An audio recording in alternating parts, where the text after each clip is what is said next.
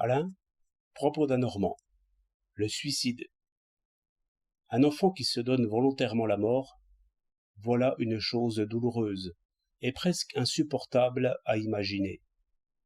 Essayons d'y penser avec clairvoyance et de retrouver l'ordre dans ce désordre. La vie est bonne par-dessus tout, elle est bonne par elle-même. Le raisonnement n'y fait rien. On n'est pas heureux par voyage, richesse, succès, plaisir. On est heureux parce qu'on est heureux. Le bonheur, c'est la saveur même de la vie. Comme la fraise a goût de fraise, ainsi la vie a goût de bonheur. Le soleil est bon, la pluie est bonne, tout bruit est musique.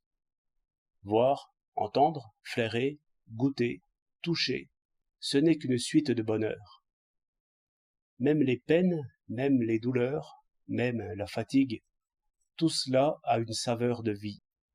Exister est bon, non pas meilleur qu'autre chose, car exister est tout, et ne pas exister n'est rien.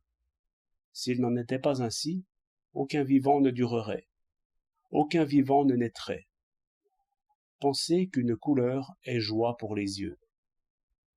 Agir est une joie, percevoir est une joie aussi, et c'est la même. Nous ne sommes point condamnés à vivre, nous vivons avidement. Nous voulons voir, toucher, juger. Nous voulons déplier le monde. Tout vivant est comme un promeneur du matin. Toutes ces choses qui s'étagent jusqu'à l'horizon, elles n'ont de sens que parce que je le veux. Autrement, ce ne serait que des chatouillements au fond de mes yeux. Mais je me dis, voilà un sentier, des arbres.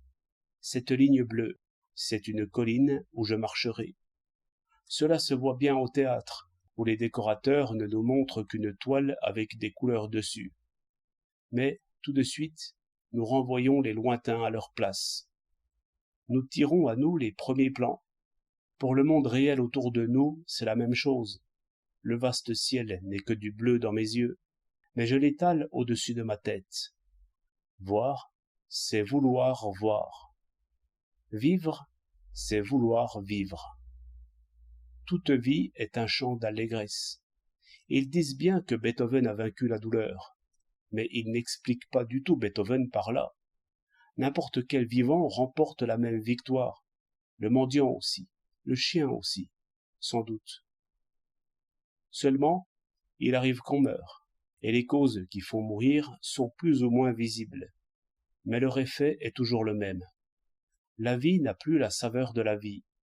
Plaisir, aussi bien que douleur, tout est comme frelaté. L'action est comme une source tarie. Alors, il est inévitable que le monde s'écroule faute d'action. Pour ceux qui ne veulent plus vivre, c'est bientôt la fin du monde. C'est ainsi qu'on meurt. Mourir, c'est renoncer. La mort est donc toujours volontaire, en un sens. On ne meurt que lorsque l'on est las de vivre. Mais aussi, en un autre sens, la mort est toujours involontaire. On ne meurt que si quelque cause extérieure empoisonne la vie. Ce qui a tué ce jeune homme, ce n'est point sa propre main et son propre revolver. Ce sont les petites causes accumulées, sans doute quelques acides non éliminés, qui ont fait qu'il n'avait plus de bonheur du tout.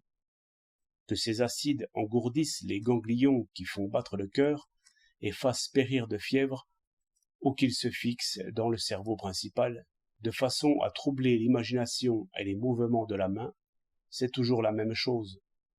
On meurt toujours de maladie. 29 mai 1909.